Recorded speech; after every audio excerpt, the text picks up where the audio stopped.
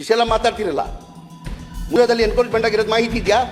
840 ಎಕರೆ ಚಿಲ್ಲರೆ ಎನ್ಕ್ರೋಚ್ಮೆಂಟ್ ಆಗಿದೆ ಮುಜ್ರೆದಲ್ಲೂ. ಮುಜ್ರೆ ಅಂದ್ರೇನು? ದೇವರ ಆಸ್ತಿ ಅಂತೀವಿ. ವಫ್ ಅಂದ್ರೆ ಏನು ಆಸ್ತಿ? ಅದು ದೇವರಂದ್ರೆ ನಾವು ಅಲ್ಲ ಅಂತ. ವಫ್ ಬೋರ್ಡಲ್ಲಿ ದೇವಸ್ಥಾನ ಭಾಳ ಹಿಂದೆ ಕಟ್ಬಿಟ್ಟಿದ್ದಾರೆ. ಇವಾಗ ತೊಗೊಳಕ್ಕೆ ಸಾಧ್ಯನಾ ಸನ್ಮಾನ್ಯ ಅಧ್ಯಕ್ಷೆ? ನಾವು ತಗೊಳ್ಳಲ್ಲ, ಯಾವ ಕಾರಣಕ್ಕೆ ತಗೊಳ್ಳಲ್ಲ. ಲಿಂಗ ಆಯಿತು, ಅದು ಮಸೀದಿ ಕಟ್ಬಿಟ್ಟವ್ರು ಅಂತ ನೀವುಗಳು ಕ್ಲೈಮ್ ಮಾಡ್ತೀರ, ನಾವು ಮಾಡೋಕ್ಕೆ ಹೋಗಲ್ಲ. ಫಸ್ಟ್ ಆಗಿ ಹೇಳ್ತಾ ಇದ್ದೀನಿ, ನಾನು ಮಂತ್ರಿಯಾಗಿ ಫಸ್ಟ್ ಆಗಿ ಹೇಳ್ತಾ ಇದ್ದೀನಿ, ಹಂಗೆ ದೇವಸ್ಥಾನ ಏನಾರ ಒಬ್ಬ ಜಾಗದಲ್ಲಿ ಕಟ್ಟಿದ್ರು ನಾವು ಅದಕ್ಕೆ ಮುಟ್ಟಕ್ಕೆ ಹೋಗಲ್ಲ, ಮುಟ್ಲಿ ಬಿಡಲ್ಲ, ಮುಟ್ಟಕ್ಕೆ ಹೋಗಲ್ಲ. ನಾವು ಬಿಡಲ್ಲ ರೀ. ನೀವೇನ್ ಮಾಡೋದು? ನಾವು ಬಿಡಲ್ಲ, ನಾವು ಬಿಡಲ್ಲ ರೀ. ರಾಜಕೀಯ ಮಾಡಕ್ಕೆ ಭಾಷಣ ಮಾಡಬೇಡಿ. ಹೆಚ್ಚಿನ ನೋಟಿಸ್ ಯಾರ ಕಾಲದಲ್ಲಿ ಹೋಗಿರೋದು?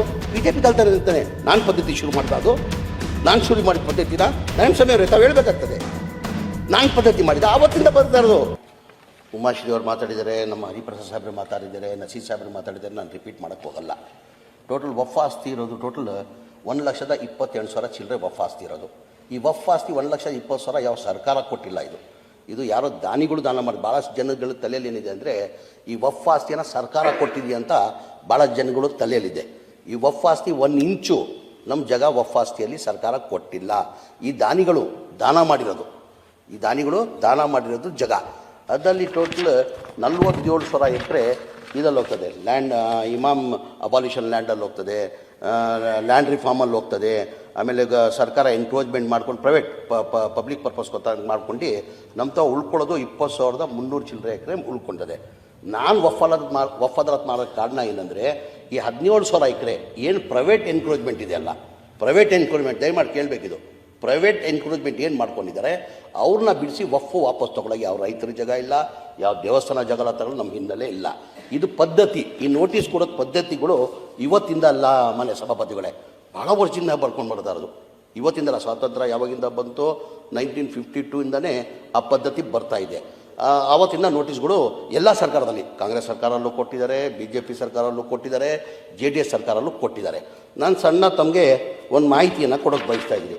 ಈಗ BJP ಸರ್ಕಾರ 2008ಇಂದ ಹಿಡ್ಕೊಂಡು 2013ವರೆಗೂ BJP ಸರ್ಕಾರ ಇತ್ತು. ಅವರು 1,100 ನೋಟಿಸ್ ಕೊಟ್ಟು ಖಾತಾಗಳು ಮಾಡಿದ್ದಾರೆ. ಎಷ್ಟು? 2008ಇಂದ ಹಿಡ್ಕೊಂಡು 2013ವರೆಗೂ ಖಾತಾಗಳು ಮಾಡಿದ್ದಾರೆ.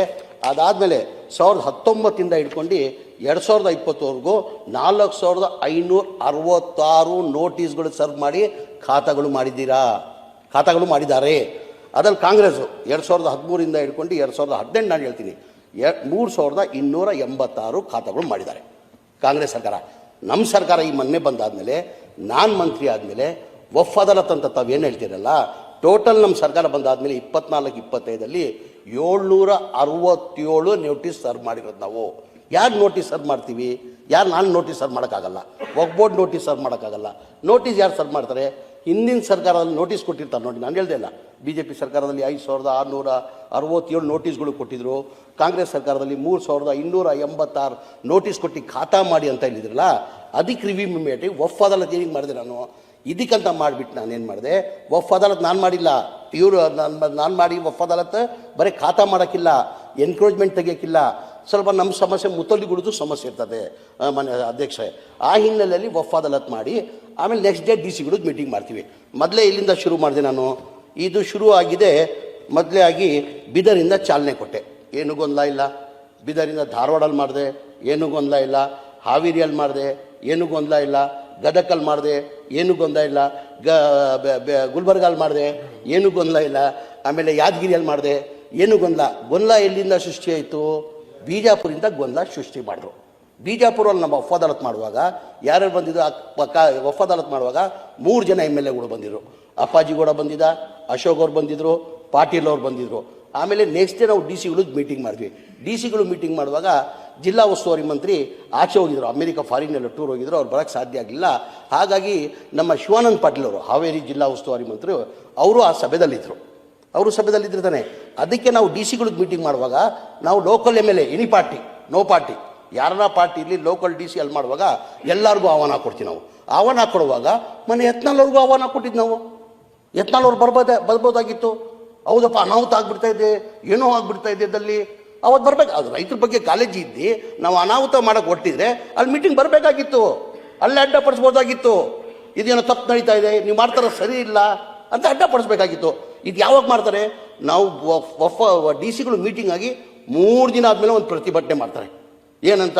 ಈ ರೈತರ ಆಸ್ತಿ ಎಲ್ಲ ವಫ್ಗೆ ಮಾಡುತ್ತವ್ರೆ, ಬಾಸುಗೆ ಮಾಡಿಬಿಟ್ಟವ್ರೆ ಅಂತ. ಯಾವುದೋ ಒಂದು ಗೋಯಿನಹಳ್ಳಿ ಅಂತ ಯಾವುದೋ ಊರು, ಅವರು ಪೇಪರಲ್ಲೆಲ್ಲ ಟಿ ವಿಯಲ್ಲೆಲ್ಲ ಬಂದಿದೆ. 1200 ಎಕರೆ ರೈತರ ಆಸ್ತಿ ವಫ್ಗೆ ಕೊಟ್ಟಿದ್ದಾರೆ. ಮಾನ್ಯ ಡಿ ಸಿ ಅವರು ಹೇಳಿಕೆ ಕೊಟ್ಟರು, ಯಾವುದು ಆ ಥರ 1600 ಎಕರೆ ಯಾವುದು ಇಲ್ಲ, ಇರೋದೇ ವಫ್ ಆಸ್ತಿ ಅಲ್ಲಿ 11 ಎಕರೆ ಇರೋದು. ಇದು ಯಾವುದು 1200 ಎಕರೆ ಇಲ್ಲ ಅಂತ, 1200 ಎಕರೆ ಇಲ್ಲ ಅಂತ. ಏನೀಗ ಈಗ ಅದಕ್ಕಿಂತ ಮುಂಚೆ ಏನಿಗೆ ಗೊಂದಲಾಗಿಲ್ಲ. ಅದಾದಮೇಲೆ ನಾನು ಧಾರವಾಡಲ್ಲಿ ಮಾಡಿದೆ. ನಮ್ಮ ಇವರು ಬೆಲ್ಲದವರು ಇದ್ರು ಡಿ ಸಿ ಮೀಟಿಂಗಲ್ಲಿ. ಬೆಲ್ಲದವ್ರ ಕೇಳಿ ಹೆಂಗಾಯ್ತಂತ, ನಾವು ಯಾರಿಗೂ ಡಿ ಸಿ ಅಧಿಕಾರಿಗಳಿಗೆ ಯಾರನ್ನ ಸರ್ಕಾರ ಇರಲಿ, ಯಾರು ಮಂತ್ರಿ ಇದ್ಕೊಂಡು ಸೂಚನೆ ಕೊಡೋಕ್ಕಾಗಲ್ಲ.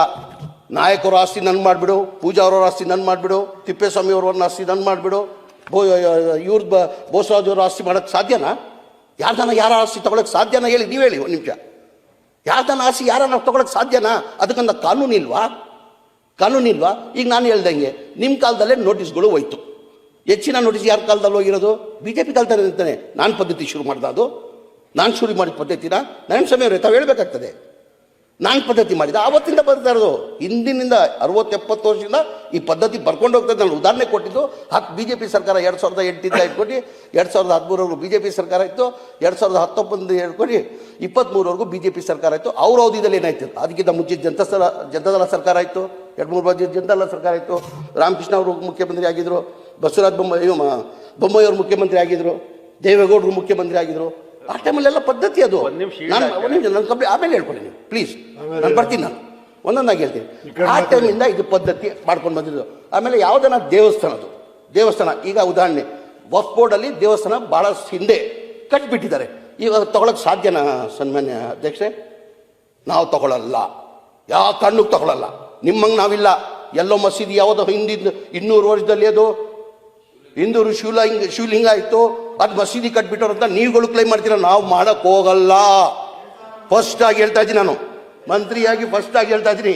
ಹಂಗೆ ದೇವಸ್ಥಾನ ಏನಾರ ಹೋಗಿ ಜಾಗದಲ್ಲಿ ಕಟ್ಟಿದ್ರು ನಾವು ಅದಕ್ಕೆ ಮುಟ್ಟಕ್ಕೆ ಹೋಗಲ್ಲ, ಮುಟ್ಟಕ್ಕೆ ಹೋಗಲ್ಲ. ನಾವು ಬಿಡಲ್ಲ ರೀ. ನೀವೇನ್ ಮಾಡೋದು? ನಾವು ಬಿಡಲ್ಲ ರೀ. ಮಾಡಕ್ಕೆ ಭಾಷಣ ಮಾಡಬೇಡಿ, ಬೈ ಹಾಟ್ ಮಾಡ್ರಿ. ಏನಾರು ಮಾಡಂಗಿದ್ರೆ 2000 ನಾವು ಯಾವುದು ಆ ತರ ಮುಟ್ಟಕ್ ಹೋಗಲ್ಲ. ಇನ್ನೊಂದು ಏನ್ ಮಾಡ್ತಾರೆ, ರೈತರ ಜಾಗ ತಗೊಂಡ್ಬಿಡ್ತವ್ರೆ, ರೈತರ ಜಾಗ ಕಬ್ಜಾ ಮಾಡ್ಬಿಡ್ತವ್ರೆ. ರೈತರು ಅನ್ನ ಕೊಡ್ತಾರೆ, ಅನ್ನದಾತರು ಅವ್ರು ತೊಂದರೆ ಕೊಡಕ್ ನಾವ ಕಾಂಗ್ರೆಸ್ ಪಕ್ಷನ? ಯಾವ ಕಾರಣಕ್ಕೂ ಇಲ್ಲ. ನಾವು ಲೀಗಲ್ ಕೊಡಿ. ನೀವು ಹೇಳ್ತಾ ಇದ್ದೀರಾ 21,000 ಅಂತ ಮೊನ್ನೆ ಅಧ್ಯಕ್ಷರಿಗೆ ಪತ್ರ ಬರೆದಿದ್ದಾರೆ. ತಾವು 21,000 ಎಕರೆ ವಕ್ಫ್ ಬೋರ್ಡ್ ಅವ್ರು ತಗೊಂಡಿದ್ದಾರಂತ. ಅದೇ ಸ್ವಾಮಿ ದಾಖಲೆ ಕೊಡಿ ಸ್ವಾಮಿ. ನಾನಿದ್ದೀನಿಲ್ಲ ಮಂತ್ರಿ, ನಾನು ಇಲ್ಲದಿನಿಲ್ಲ. ಒಂದು ಉದಾಹರಣೆ ತೋರಿಸಿ ನನಗೆ. ಯಾವುದನ್ನ ರೈತರ ಜಾಗ ತಗೊಂಡಿರೋದು ಒಂದು ಉದಾಹರಣೆ ದಾಖಲೆ ಸಮೇತ ಕೊಡಿ. ಇಂಥವ್ರು ಇತ್ತು, ಇಂಥವ್ರಾಯಿತು. ಆಮೇಲೆ ಇವ್ರು ಹೇಳಿದ್ರು, ಪೂಜಾ ಅವರವರು ಭಾಳ ಚೆನ್ನಾಗಿ ಮಾತು ಹೇಳಿದ್ರು. ಯಾವುದೋ 809 ನಗರ ಯಾವ ಗ್ರಾಮದಲ್ಲಿ ಯಾವುದೋ ಗ್ರಾಮದಲ್ಲಿ 828 ಎಕರೆನೋ ವಫ್ ಅಂತ ಎಲ್ಲೋ ಬರ್ತಾ ಇದೆ ಅಂತ. ಆಯಿತು, ವಫ್ ಅಂತ ಬರ್ತಾ ಇದೆ ಅಂತ. ಯಾವಾಗ ಆಗಿದ್ದು? ನನ್ನ ಕಾಲದಲ್ಲಿ ಆಯ್ತಾ?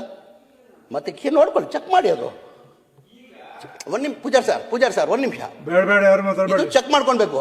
ಇನ್ನು ಹೇಳಿದ್ರಲ್ಲ, ಈಗ ನಮ್ಮ ಅವಧಿಯಲ್ಲಿ ನಾನು ವಫಾದ ಆತದ ಮೇಲೆ ಆಯ್ತಾ? ಹಿಂದೆಯಿಂದ ಮಾಡ್ಕೊಂಡು ಬರ್ತಾರೆ ಸಭೆ. ನಾನು ಹೇಳಿಲ್ವಾ? 1,28,000 ಚಿಲ್ಲರೆ ಜಾಗ ವಫ್ ಆಸ್ತಿ ದಾನಿಗಳು ದಾನ ಮಾಡಿರೋದು, ಅದಲ್ಲಿ ಉಳ್ಕೊಂಡಿರೋದೆ 20,000 ಎಕರೆ. ನಾನಿದು ವಫ್ ಅದಾಲತ್ ಮಾಡಿಬಿಟ್ಟು ಈ ಪ್ರೈವೇಟ್ ಎನ್ಕ್ರೋಚ್ಮೆಂಟ್ ಯಾರಿದಾರಲ್ಲ ಅವ್ರನ್ನ ತೆಗಿಯಕ್ಕೆ ಹೊರಟಿದ್ದು ನಾನು. ಯಾವ ರೈತರ ತೊಂದರೆ ಕೊಡೋಕ್ಕಿಲ್ಲ, ಯಾವ ದೇವಸ್ಥಾನನೂ ಮುಟ್ಟಂಗಿಲ್ಲ. ನಾವು ದಯಮಾಡಿ ನೀವು ಅರ್ಥ ಮಾಡ್ಕೊಳ್ಬೇಕು. ಅದ್ರ ಜೊತೆ ತಿಪ್ಪೇಸ್ವಾಮಿಯವರು ಭಾಳ ಇನ್ನೊಂದು ಚೆನ್ನಾಗಿ ಒಳ್ಳೆ ಮಾತನಾಡಿದ್ರು. ಕಾಂಪ್ಲೆಕ್ಸ್ಗಳು ಕಟ್ಬಿಟ್ಟವ್ರೆ. ಅದೇ ಇದು ವಫ್ ಆಸ್ತಿ ಎನ್ಕ್ರೋಚ್ಮೆಂಟ್ ಇದೆಯಲ್ಲ, 17,000 ಎಕರೆ ಏನು ವಫ್ ಪ್ರಾಪರ್ಟಿ ಎನ್ಕ್ರೋಚ್ಮೆಂಟ್ ಇದೆ ಅಂತ ಹೇಳ್ದಲ್ಲ, ಅದಲ್ಲಿರೋದು ವಫರ್ಸ್ ಮುಸ್ಲಿಮೇ 95%. ಅಧ್ಯಕ್ಷರೇ 95% ಇರೋದು ಎನ್ಕ್ರೋಚ್ಮೆಂಟ್ ಇರೋದು ಮುಸಲ್ಮಾನ್ದೇ. ವಫ್ ಬೋರ್ಡ್ ವರ್ಸ್ ಮುಸ್ಲಿಂ ಎಲ್ಲೋ ಒಂದು 5% ಇಲ್ಲ ಅಂತೀನಿ ನಾನು. 5% ಇಲ್ಲ, ಬಹಳ ಸಣ್ಣ ಇದಲ್ಲಿದೆ. ಡಿಸ್ಪ್ಯೂಟ್ ಇರೋದು ವಫ್ ವರ್ಸ್ ಮುಸಲ್ಮಾನ್. ಕಟ್ಬಿಟ್ಟವ್ರೆ. ಈಗ ಆಸ್ತಿ ದಾನಿಗಳು ಏನು ದಾನ ಮಾಡ್ತಾರೆ? ಅವ್ರ ಮಕ್ಕಳು ಇಲ್ವಾ? ಅವ್ರ ಹೆಂಡತಿ ಮಕ್ಕಳು ಇಲ್ವಾ? ಅವ್ರ ಕಡೆ ಸಂಬಂಧ ರಿಲೇಷನ್ಗಳು ಇಲ್ವಾ? ಅದು ಬಿಟ್ಟು ಏನಿಗೆ ದಾನ ಮಾಡ್ತಾರೆ? ಸಮಾಜಕ್ಕೆ ಒಳ್ಳೇದಾಗಲಿ ಅಂತ ದಾನ ಮಾಡಿರೋದು. ಅವ್ರ ಕುಟುಂಬದಲ್ಲಿ ಯಾರು ದಾನ ಕೊಡ್ಕೊಂಡು ಬರ್ತಾರೆ? ಅವ್ರ ಹೆಂಡತಿ ಕಡೆಯವ್ರು ಇರ್ತಾರೆ, ತಂದೆಯವ್ರ ಕಡೆಯವ್ರು ಇರ್ತಾರೆ, ತಾಯಿ ಕಡೆಯವ್ರು ಇರ್ತಾರೆ. ಅದು ಬಿಟ್ಟು ಏನಕ್ಕೆ ದಾನ ಮಾಡ್ತಾರೆ?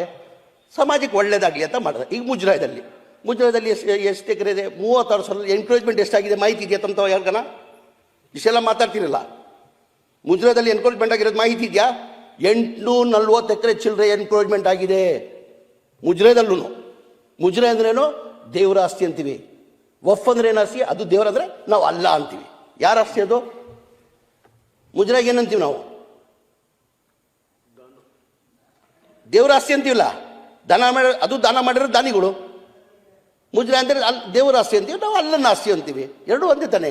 ಈ ಥರ ದಾನಿಗಳು ದಾನ ಮಾಡಿರೋದು. ಆ ಹಿನ್ನೆಲೆಯಲ್ಲಿ ನಾನು ವಫ್ ಅದಾಲತ್ ಮಾಡಿರೋದು. ಅದು ಬಿಟ್ಟು ಬೇರೆ ನಾನು ಇದ್ದಿಲ್ಲ. ಆಮೇಲೆ ನಿಮ್ಮ ಕಾಲದಲ್ಲಿ ಹೇಳಿದ್ದೀನಿ ನಾನು. ಅದಾದಮೇಲೆ ಸನ್ಮಾನ್ಯ ಅಧ್ಯಕ್ಷರೇ ಆಯ್ತಪ್ಪ, ಇಷ್ಟೆಲ್ಲ ಮಾತಾಡ್ತಾರಲ್ಲ ಇವರು. ನೋಟಿಸ್ಗಳು 4/1/2010 ಇವ್ರು ಹೇಳಿ ಉಮಾಶ್ರೀ ಹೇಳಿದರೆ ರಿಪೀಟ್ ಮಾಡೋಕ್ಕೆ ಹೋಗಲ್ಲ. ಏನಂತ ತಿರ್ಗಾ ನಾನು ರಿಪೀಟ್ ಮಾಡೋಕ್ಕೆ ಹೋಗಲ್ಲ. ಅದು ಅದಾದಮೇಲೆ ಟೋಟಲ್ 8 ನೋಟಿಸ್ BJP ಸರ್ಕಾರದಲ್ಲಿ. BJP ಅವಧಿಯಲ್ಲಿ 4 ವರ್ಷದಲ್ಲಿ 6 ನೋಟಿಸ್ಗಳು ಕೊಡ್ತಾರೆ. ಏನೇನು? ಅದು ಒಂದು 2010 ಉಮಾಶ್ರೀ ಅವರು ಹೇಳೋ ಅದ್ರ ಬಗ್ಗೆ ಹೇಳಲ್ಲ. 29/5/2010 ಸರ್ಕಾರದಿಂದ ಆದೇಶ ಕಾಪಿ ಇದೆ. ನಾನು ಬಾಯಿ ಮಾತು ಹೇಳ್ತಾರೆ, ಬರ್ಕೊಂಡು ಹೇಳ್ತಾ ಇಲ್ಲ. ಇದು ಕೊಡ್ತೀನಿ ಎಲ್ಲ. ರಿಪ್ಲೈ ಮಾಡುವಾಗ ಮನೆ ಕೃಷ್ಣಬೈರೇಗೌಡರು ರಿಪ್ಲೈ ಮಾಡ್ತಾರೆ, ಎಲ್ಲರಿಗೂ ಒಂದು ಕಾಪಿನೂ ಕೊಡ್ತೀನಿ ನಾನು.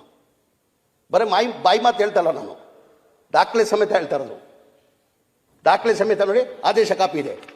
29/5/2010 ಸರ್ಕಾರದಿಂದ ಆದೇಶ ಮಾಡ್ತಾರೆ. ಏನಂತ?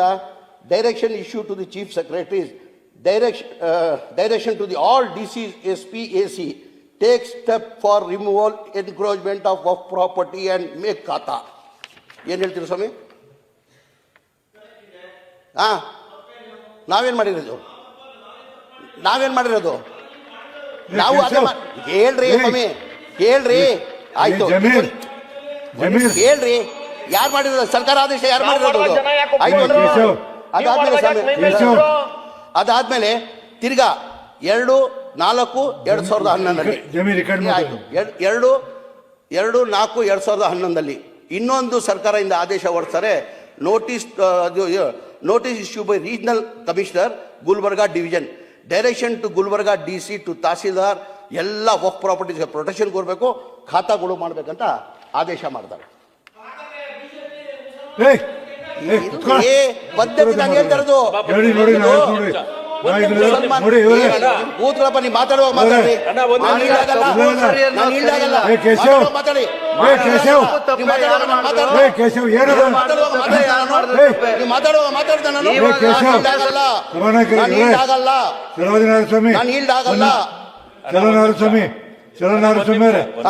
ವಿರೋಧ ಪಕ್ಷ ನಾಯಕರು 1 ನಿಮಿಷ ಆಯ್ತು. ಕೇಶವ್ ವಾರ್ನಿಂಗ್ ಕೊಡ್ತೀನಿ, ಹಗಲೇ ಮತ್ತೆ ಬೇರೆ ಆಗ್ತದೆ ಪರಿಸ್ಥಿತಿ. ಹುಡುಗಾಟಿಗೆ ಮಾಡ್ತೇನೆ. ಎದಕ್ಕೆ ಮಾತಾಡಿ? ಕೇಳಿ ಮಾತಾಡಿ.